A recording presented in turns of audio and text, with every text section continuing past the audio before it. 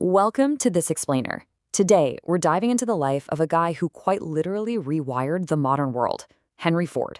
Now, you probably know him as the mastermind who revolutionized business, but as we'll see, his story is actually this incredibly complex web.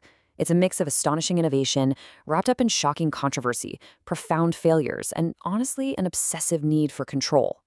We're talking about a man of extreme duality here. Think about it. This is the guy who gave us affordable cars and essentially invented the modern weekend. But he also received a medal from the Nazi Party, right? It's jarring. His obsessive need to understand and control machinery helped build one of the greatest empires in human history. But that exact same relentless drive to control his environment, and especially the people in it, eventually led him down a very, very dark path. So let's start at the beginning with part one, the tinker's obsession. Born back in 1863 in Dearborn, Michigan, Ford actually despised his family's farm. In fact, one neighbor literally called him the laziest boy on the face of the earth. But the thing was, he wasn't lazy. He was just obsessed with tinkering. By the time he was 13, he was taking watches apart, even sharpening his mother's knitting needles to use as tiny screwdrivers. But that same year, tragedy struck. His mother passed away, completely altering his trajectory. He later described life on the farm without her as a watch without a mainspring. Heartbroken, he bailed on the farm at 16, headed for Detroit, and, well, was surprisingly fired from his very first job in just 6 days. And honestly, Henry was kind of a massive failure at first. He launched the Detroit Automobile Company in 1899, but he constantly butted heads with impatient shareholders.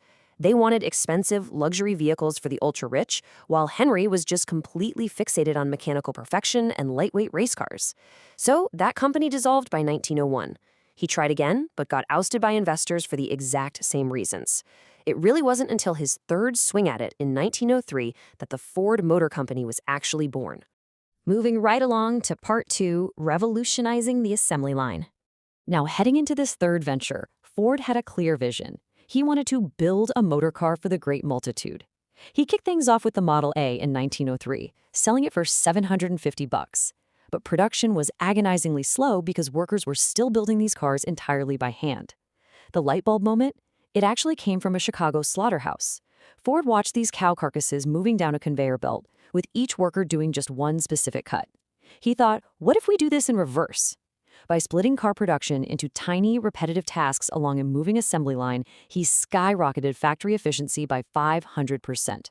Production time for a single car plummeted from 2.5 days to just 90 minutes. It was a total game changer. This new robotic efficiency totally set the stage for the legendary Model T. It was affordable, it was tough, and it came packed with interchangeable parts, plus an instruction manual so you could fix it yourself. It was an absolute sensation.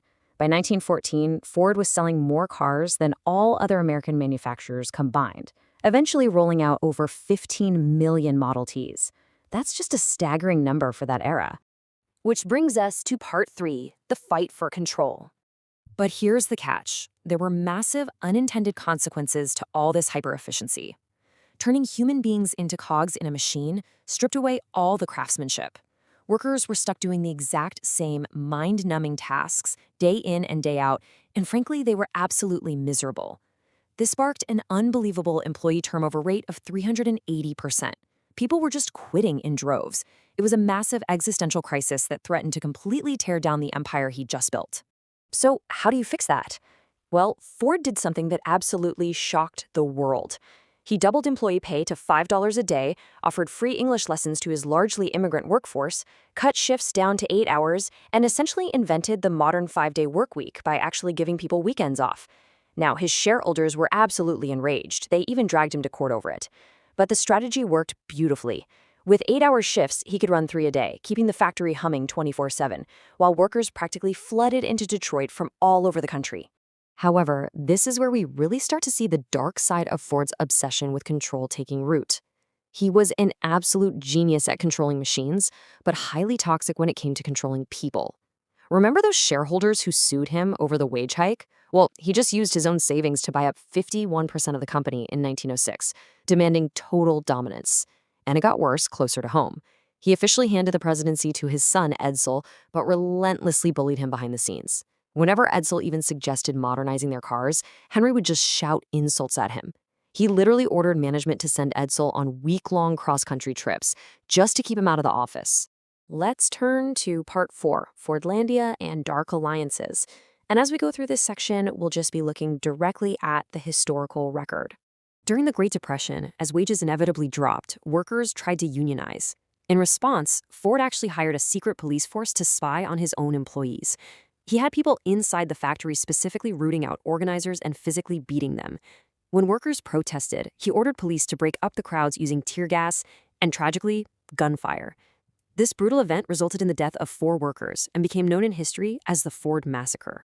His drive for total control even stretched all the way to the Amazon rainforest. Needing massive amounts of rubber for his cars, Ford bought millions of acres in the Brazilian jungle. But he didn't just want a simple rubber plantation. He tried to force a strict, self-sufficient American utopia he called Fordlandia.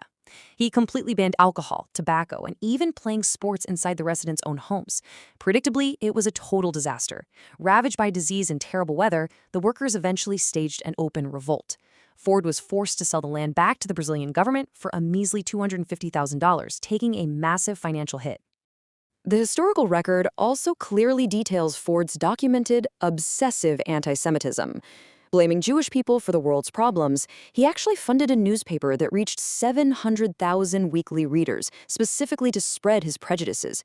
He published over 60 articles attacking Jews, which were later bundled into 4 books titled The International Jew, spreading this hatred on a global scale. And the impact of those writings was profound. Adolf Hitler directly cited Ford as a great personal inspiration, even mentioning him by name in Mein Kampf. In 1938, the Nazi Party awarded Ford the Grand Cross of the German Eagle, their highest medal for foreigners, which he gladly accepted. Furthermore, a 1945 U.S. Army report stated that the German branch of the Ford Motor Company, operating under his control, served as an arsenal for Nazism during World War II, with reports indicating the company utilized slave labor from concentration camps. Finally, we arrive at Part 5, A Complicated Legacy. The fallout of Ford's extreme dual nature did ultimately catch up with him. His stubborn refusal to listen to his son and modernize really hurt the business. By the time he finally caved and launched the V8 Model A in 1927, Ford had already slipped to 3rd place, trailing behind Chrysler and GM. Tragically, his son Edsel died of stomach cancer in 1943. Henry's own grandson later claimed that Henry essentially berated him to death through unnecessary stress. Henry himself passed away in 1947 at the age of 83. Decades later, the darkest actions of his era were formally addressed when, in 2001, the Ford Motor Company agreed to a $5 billion settlement regarding the use of Jewish slave labor during the war. Today, the modern company obviously survives, having moved past the massive shadow of its turbulent founder. While Henry ran the show single-handedly for 39 years, the company actually changed CEOs 13 times in the 4 decades following his death. They built on his manufacturing foundations to produce absolute classics like the Thunderbird and the Mustang. Today, it remains one of the top 10 car companies globally, valued at over $50 billion, and recently secured a massive $9.2 billion loan to pivot heavily toward electric vehicles. So, what you should really take away from this explainer is a picture of an incredibly complex figure. Henry Ford started out as a farm boy with a huge dream. He revolutionized industry, pioneered the assembly line, and literally shaped the modern workweek we all know today.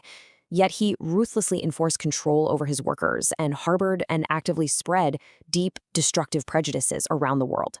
It leaves us with a really lingering question to ponder. When we look back at history, can we ever truly separate an innovator's world-changing contributions from their darkest personal actions?